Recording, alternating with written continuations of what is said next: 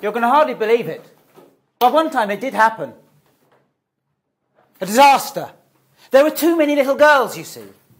And there was not enough fairy godmothers to go around. Not in this kingdom of ours. And them that were forever going to the north, to the south, to the east, to the west, to hither, to thither. Everywhere they went as fast as they possibly could to find their goddaughters. And so it was, perhaps, not so very shocking that one girl got left behind. She was the daughter of rich, rich parents, vinegar merchants they were, in the city of nowhere in particular. And they loved their daughter, and she was pretty, and they were wealthy enough to get her a good education, and she grew up wise and pretty, had everything going for her.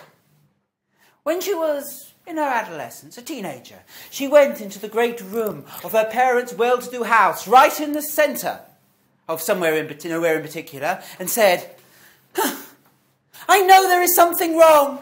There is something wrong in my world. Fortunate as I am, I have not yet been discovered. And so it was. She threw her poor old parents out of their bedroom, and she took up her position down by the bay window. And there she would wait and wait and wait and wait to be discovered. Well, the cruel moon waxed and waned, time out of mind. Her parents grew old. She grew into a woman, but still she waited up on the window. Her parents died before their time, the neighbours said, quite unkindly. Oh, they were quite worn out looking after that useless daughter of theirs who sits there up by the window waiting to be discovered. What does she mean by that? Still the girl waited. Still the woman waited.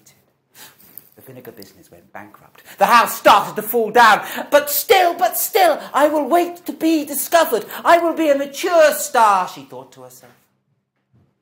One night, a dreadful wind whistled through, and the house fell down, and the woman moved into a vinegar bottle, for there was nowhere else to live, and waited. But now she was quite an old woman, and sour. Just then, it happened.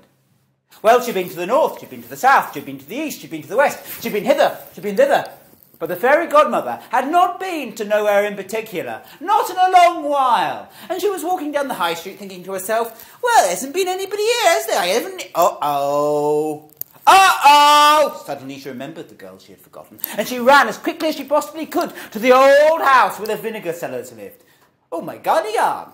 For the house was quite fallen down. And she went into the garden, and just then she heard a little sour voice coming out of a great vinegar bottle, and it said, Oh, I am the child that fate forgot, and now all I wish for is my old life back. If only I could have my parents' life again.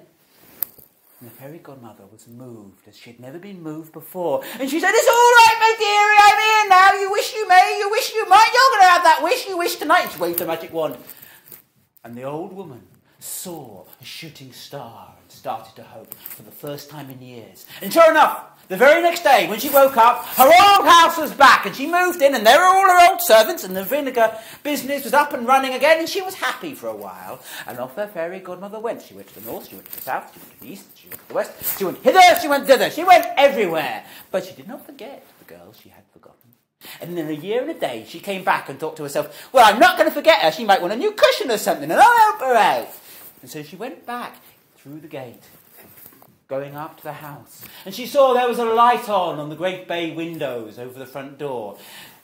And out of the window there came a little sour voice. And the little voice said, Oh, what a bitter fate was mine. I, the child, the fairest, forgot. I have not prospered, you see. I have only been given what was mine already. I should have been made a nobleman's daughter at least. And the fairy godmother thought to herself, well, maybe you've got a point. I did forget you. All right, you're on. You wish you may, you wish you might. You're going to have that wish tonight. And she waved her magic wand. And the woman saw a shooting star and started to hope. And sure enough, the next day, when she woke up, she was a noblewoman's daughter, living now in a great house with peacocks and parterre walls. And the fairy godmother thought, job well done. And she went to the north, she went to the south, she went to the east, she went to the west, she went hither, she went thither. But she did not forget the child she had forgotten. In 2 years and 2 days, she came back. And she went into the noblewoman's house, went through the great garden, and saw over the window there was a great light shining. And she thought to herself, she must be so happy. But just then, Just then, a little sour voice came and she heard it. And the little sour voice said, "Oh, such is my bitter old fate. I, the child that the fairies forgot. I have only been made a common nobleman, a common noblewoman, as is so often done in tales. I should have been made a princess. For that is what happens to the really fortunate child. I know it is in all the stories.